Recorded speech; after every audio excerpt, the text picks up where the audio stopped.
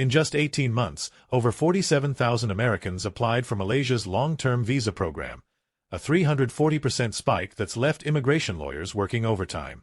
But here's what nobody's saying out loud: this isn't just about cheap living anymore. Something bigger is happening, and Wall Street analysts are calling it the Great Asian Pivot.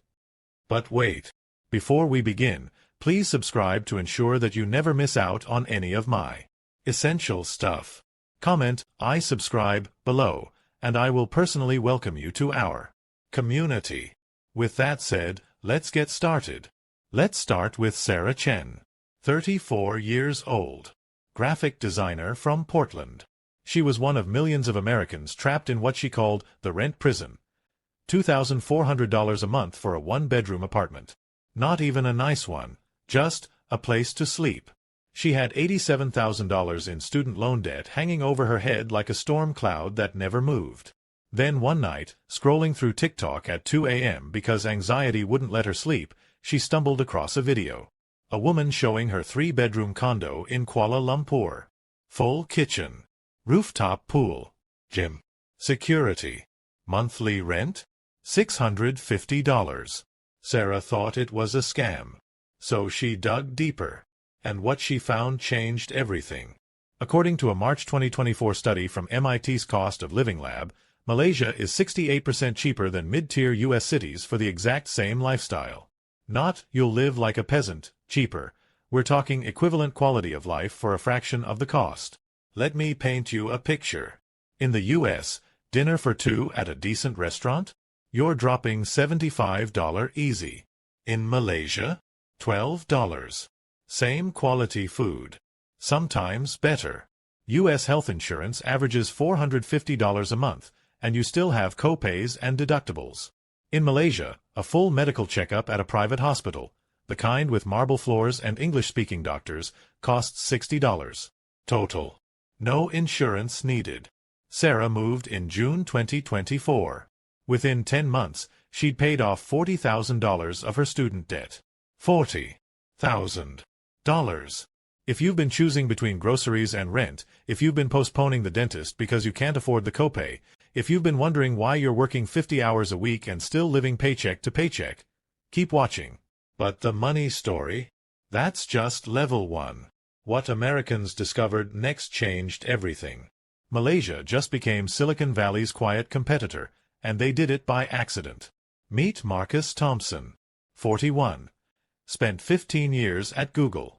6-figure salary, $180K. Sounds amazing, right? Except Marcus was dying inside. 70-hour weeks. Meetings at 10 p.m. Microwaved dinners at his desk. He couldn't remember the last time he'd gone to the gym or finished a book. Then Malaysia launched something called the DE Rantau program in October 2022. A digital nomad visa specifically designed for remote workers. Marcus saw it, and something clicked. He moved to Penang in January 2023. And here's the plot twist: his income went up. He now runs his own AI consulting firm from a cafe overlooking the ocean. Works 35 hours a week. Makes $220,000 a year. Actually sleeps 8 hours a night. He's not alone. The Malaysian Digital Economy Corporation reported that 12,400 foreign tech professionals relocated there between January 2023 and December 2024. A Forbes Asia study from September 2024 found that 61% of them cited quality of life over cost savings as their primary reason. Let's talk infrastructure for a second, because this is where it gets interesting. In Malaysia, you get 100 megabits per second internet for $25 a month. In the U.S., the same speed costs you $70 to $90. Kuala Lumpur ranked 4th on Nomad list's best cities for remote work in 2024. 4th in the world. Imagine finishing work at 3 p.m. and actually having energy left for your life. Energy to explore, to learn a language, to cook dinner instead of ordering DoorDash for the 3rd time this week. But here's where the story takes a dark turn no travel blogger wants to admit.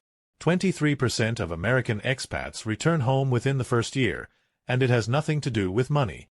Jennifer Morrison, 52, retired teacher from Ohio. She and her husband sold their house, packed up their entire lives, and moved to Penang in March 2023. They'd done the math. They'd watched the YouTube videos. They were ready. Or so they thought. 4 months in, Jennifer was crying every day. She felt invisible. The language barrier was thicker than she'd expected.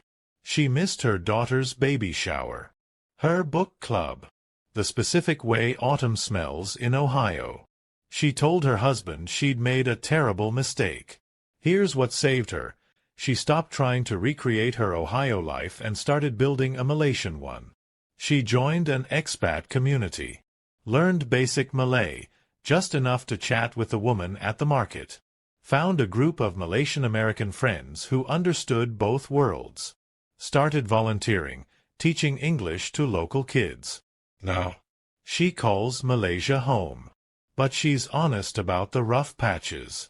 A University of Melbourne study on cross-cultural adaptation from 2024 found that successful expats spend an average of 8 hours per week intentionally building local connections. 8 hours. That's deliberate work.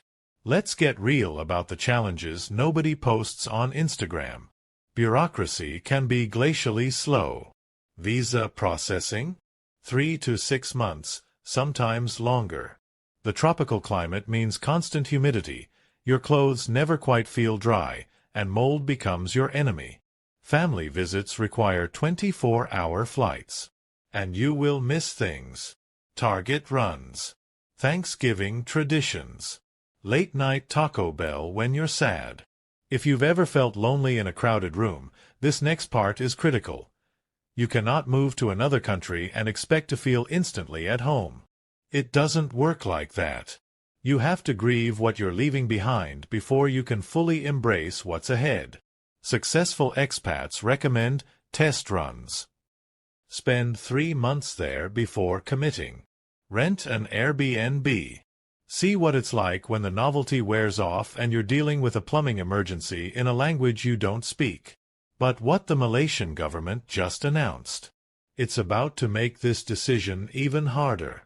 On January 15, 2025, Malaysia doubled the financial requirements for their MM2H visa, overnight. The MM2H, Malaysia My Second Home, was the golden ticket, the visa everyone wanted. And without warning, the Malaysian government changed the rules mid-game. Old requirement, $100,000 in liquid assets. New requirement, $220,000. Monthly income proof jumped from $2,400 to $4,000. Thousands of Americans who'd been carefully saving, who were weeks away from applying, just got priced out. David Park was one of them. 38. Software developer. He'd spent 2 years planning his move. Saved $130,000. Had a spreadsheet tracking every expense. Was literally 2 weeks from submitting his application. Then the policy changed. He didn't qualify anymore. Just like that, his dream evaporated. But here's where David got smart. He pivoted. Applied for the digital Nomad visa instead, lower financial requirements, shorter term, but it got him in the door. Now he's in Kuala Lumpur, exploring other Asian countries as backup options, building the life he wanted even if it doesn't look exactly like he'd planned. According to a Bloomberg Southeast Asia report from February 2025, this policy shift is intentional. Malaysia wants to attract higher net worth individuals. Translation: they're filtering for wealthier expats. But here are your alternatives. The SMM2H program, that Sarawak State's version, still has lower requirements. The DE Rantau Digital Nomad visa only needs $24,000 in annual income. Or you can enroll in a Malaysian university as a student. The education quality is high, costs are low, and you get a student visa. Plot twist: this might actually be a blessing in disguise. Because what's happening in Thailand, Vietnam, and Portugal right now is even more interesting. Malaysia isn't the story. It's a symptom of something much larger. 9.2 million Americans now live abroad. That's U.S. State Department data. That number is up 27% since 2019. International Living's 2024 report shows applications for overseas residency programs have jumped 189% globally. And Google Trends reveals that searches for how to move abroad increased 410% between 2020 and 2024. This isn't just about cost of living. It goes deeper. Americans are experiencing healthcare anxiety. Medical bankruptcy stories that terrify people into avoiding the doctor. Political fatigue, the kind of exhaustion that comes from constant polarization, from feeling like your country is at war with itself. Climate concerns are real. Wildfire smoke in California, hurricane after hurricane in Florida. The remote work revolution normalized something radical, the idea that your physical location is negotiable. And then there's this feeling. This quiet, persistent whisper that asks, is this all there is? A Pew Research Center study from November 2024 found that 38% of Americans under 40 have seriously considered relocating internationally. That's not a fringe group. That's more than 1 in 3 young Americans looking at their lives and thinking, maybe there's another way. For the first time in history, your zip code doesn't define your destiny. You can design your life around what matters to you instead of around proximity to an office building. If you've ever looked at your life and thought, there has to be another way, you're not alone. You're part of a massive global shift in how humans think about home. But before you book that one-way ticket, let's talk about what influencers conveniently forget. Here's the stuff nobody puts in their "My Perfect Life in Malaysia" highlight reel. You still have to file U.S. taxes every year, even if you don't owe anything. And depending on how you structure your income, you could be dealing with double taxation. Medicare doesn't work overseas. You'll need international health insurance, which runs $200 to $500 a month. An Expat Insider survey from 2024 found that 42% of expat marriages experience what they call relocation stress. That's a fancy term for, we didn't realize how hard this would be and now we're fighting about things we never fought about before. Some U.S. professional licenses don't transfer. If you're a nurse, a therapist, a real estate agent, check carefully. Time zones can be brutal if you're still working with U.S. clients. Malaysia is 12 to 15 hours ahead, depending on where you're from. That means midnight meetings. And retirement accounts? Complex rules around 401k withdrawals while abroad that can trip you up badly if you don't plan ahead. Linda Martinez learned this the hard way. 59 years old. Retired nurse. Moved to Malaysia in January 2024, excited to stretch her pension. Then tax season hit. She didn't understand the implications of her Social Security benefits combined with her pension income while living abroad. She owed the IRS $8,200. Money she hadn't budgeted for.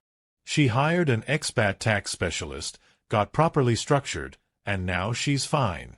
But she says, do this right, or it'll cost you everything you're trying to save. Working with an expat financial advisor before you move costs $500 to $1,200. Seems expensive until you realize it can save you tens of thousands in mistakes. Let me paint you a sensory picture of a bad day abroad, because Instagram won't. It's 95 degrees with 90% humidity. Your air conditioner breaks. The repair guy speaks zero English. You're communicating through Google Translate and hand gestures. Your family back home is asking why you're missing your nephew's graduation. They don't understand that the flight is $2,000 and takes 36 hours door-to-door. And you just realized your U.S. phone plan charged you $180 in roaming fees because you forgot to turn off data. This is real. This happens. And on days like that, you'll question everything. So knowing all this, is Malaysia actually worth it? Here's the truth nobody wants to say, this isn't for everyone. And that's okay. You should seriously consider Malaysia if you're drowning in U.S. cost of living. If your rent is more than 40% of your income, something's broken. You work remotely with flexible hours.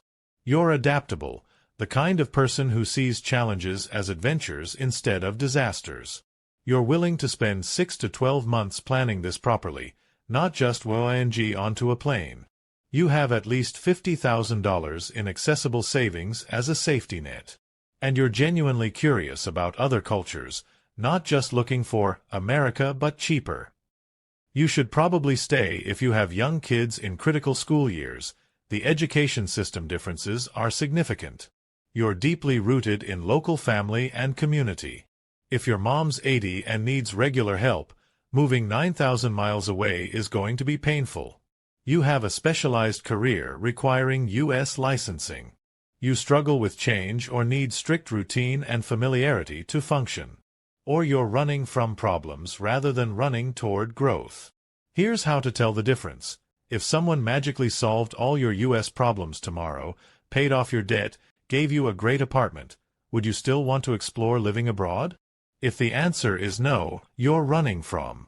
If the answer is yes, you're running toward. There's no wrong answer here, only your answer. The Life Transitions Institute published a study in 2023 that found successful relocations require what they call pull factors, what excites you about the new place, to outweigh push factors, what you're escaping, by a ratio of 3 to 1. So be honest with yourself. Are you being pulled toward a new adventure or pushed away from a situation you can't handle? So here's my question for you.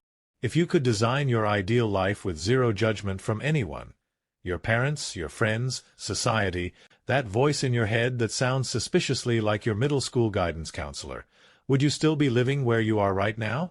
Drop a comment. Are you team book the flight or team America forever? And if you've already made the move to Malaysia or anywhere else, tell us the one thing you wish you'd known before going. Your comment might be the lifeline someone else needs to hear. If this video saved you from a $10,000 mistake or opened your eyes to a possibility you'd never considered, share it with someone who needs to see it. Seriously. Send it to your friend who won't shut up about rent prices, or your cousin who's been doom-scrolling Zillow for 6 months. Next week, we're investigating why 20,000 Americans are flooding into Portugal despite it being more expensive than the U.S. That story is absolutely wild, and it involves citizenship loopholes nobody's talking about. Until then, remember, the life you want might just be a flight away. Or it might be exactly where you're standing. Either way, make sure it's your choice.